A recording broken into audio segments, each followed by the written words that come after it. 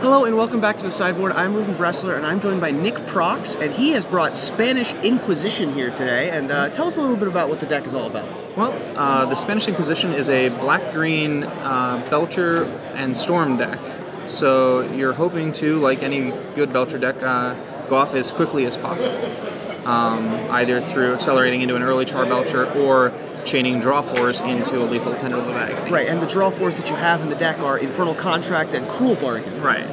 And you were saying that this was more popular of a draw engine combo deck before Ad Nauseam became. Right. Yeah, it's a much older, much more aggressive way to try to eke out card advantage. Obviously, you're paying half your life to draw 4 cards.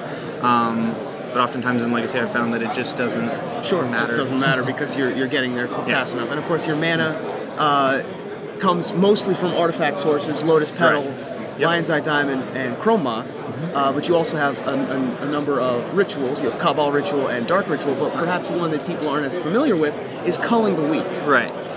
Culling the Weak is in here because the deck tries to utilize Summoner's Pact as well as Land Grant to try to get you free creatures.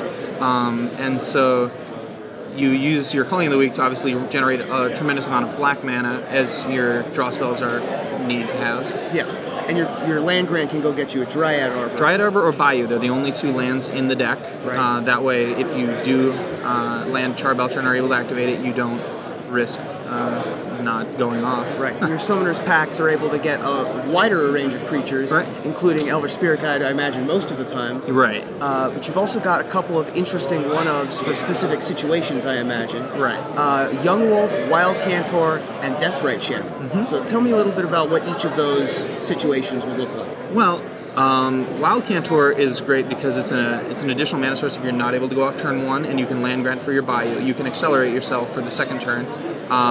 The Deathrite Shaman is something I've been trying as it's a newer addition to the deck. I think it'll help edge in control matchups, otherwise it's just fodder for your Culling the Weak, which is also the main reason I have Young Wolf, because I was trying to mitigate getting 2 for 1 on Force of Will. So if I Culling the Weak my Young Wolf and they counter it, you're not out as much tempo, or you'll draw hands that have double Culling the Weak, and you want to be able to utilize both of them. So you go tutor up Young Wolf, put it into play, kill it twice, and then continue on. Got it. So. And now you also got a Slither Muse, which you can't search for, of course, but you're drawing for so much that I imagine it comes up often.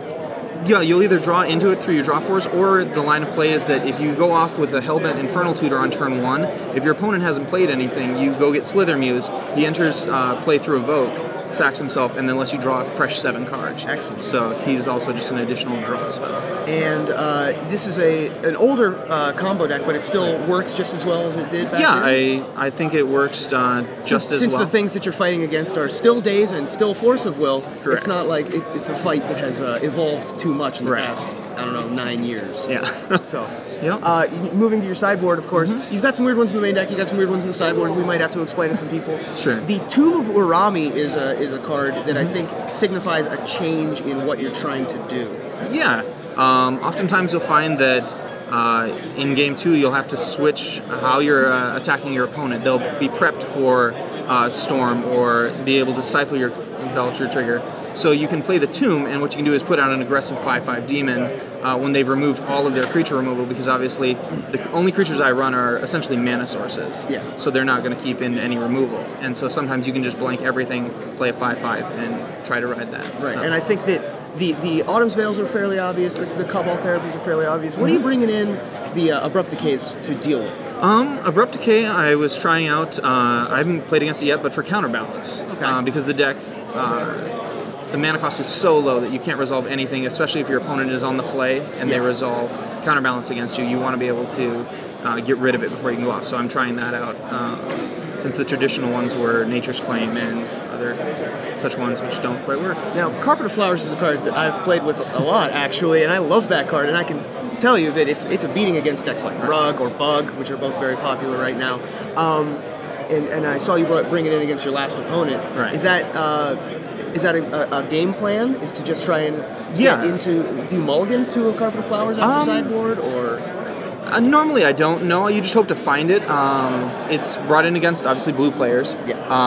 But because I run so few lands, you need initial mana sources. So if you start off on a Carpet of Flowers, it really restricts how they want to play their game, because a deck like Blue-White Miracles doesn't want to play out all their tundras and islands. If I can just go, okay, during your upkeep I have 3 black mana, now I have 4. Right, here's it's a lot like playing against a land tax sometimes when you're playing a land tax game. So you're 3-0 so far. Right.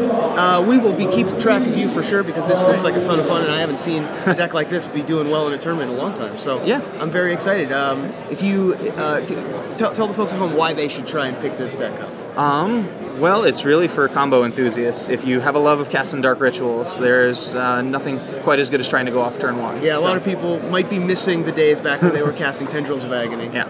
We haven't seen that in Legacy in a while, so congratulations on your start so far. Good luck for the rest of the tournament. Yep.